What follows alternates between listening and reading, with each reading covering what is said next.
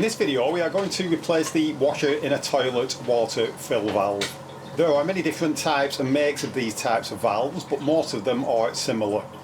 As you can probably hear, this toilet will not stop filling, so the water is running straight down the internal overflow. With all things like this, the fault occurred at 10 PM on a Saturday night. In this video I have used a ball valve repair kit, which includes washers, seals and spare parts for several common types of fill valves. This kit cost less than £20 a few years back from Screwfix. The fill valve in this toilet is a Torbeck valve. These are normally very easy to service. We're going to start by removing the cistern lid. To do this we need to remove the flush buttons. How to do this can vary depending on the manufacturer, but with this one we can just grab the two push buttons and pull them out. Once these are removed, there is a plastic screw in the centre. Not all toilets have this screw. I'm now removing the screw, then I can lift out the chrome centre part.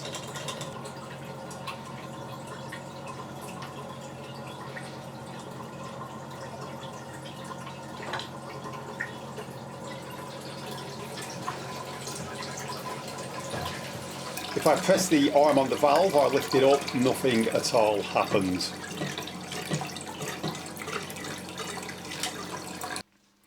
Before we can service this valve, we need to isolate the water. There might be an isolation valve on the pipe leading to the toilet. If there is, just turn that 90 degrees to isolate the water. Alternatively, you can close the main incoming stop tap for the property. Once this stop tap is closed, you can see that the water stops exiting the fill valve. I've now got a pair of water pump pliers and they have adjusted them to fit the large green nut. It's important that you use one hand to hold the valve to prevent it from being damaged. Grip the nut carefully with the pliers and undo it in an anti-clockwise direction or a counter-clockwise direction for my American viewers.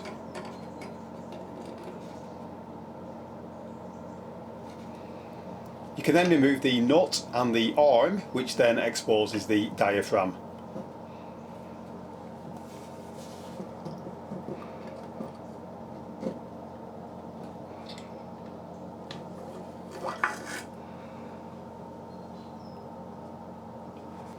We can now remove the diaphragm, which has obviously perished as the black residue is covering everything it touches.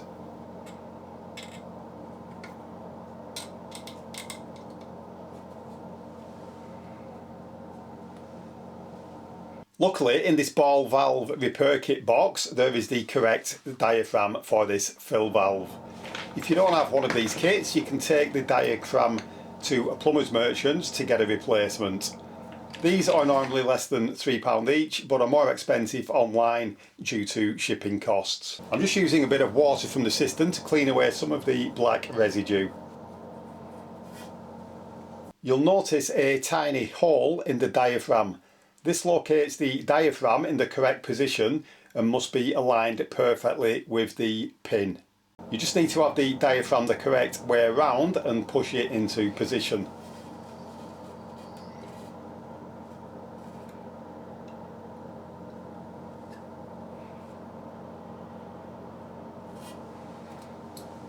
I'm now just using one of the buttons to press down on the flush mechanism to lower the water level.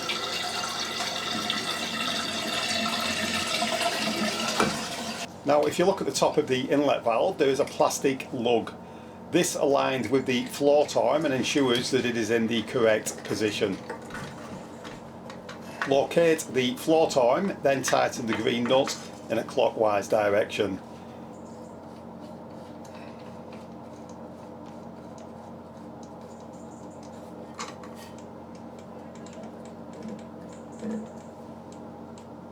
Nip up the nut using the water pump pliers, but don't go mad, and ensure you hold the inlet valve with your other hand to prevent breaking it.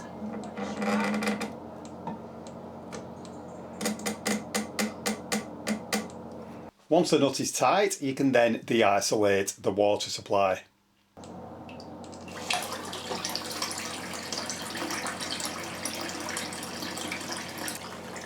I just want to point out that I'm not a fan of this particular make of fill valve, and if I was fitting a new one I would choose one with more brass ports rather than plastic.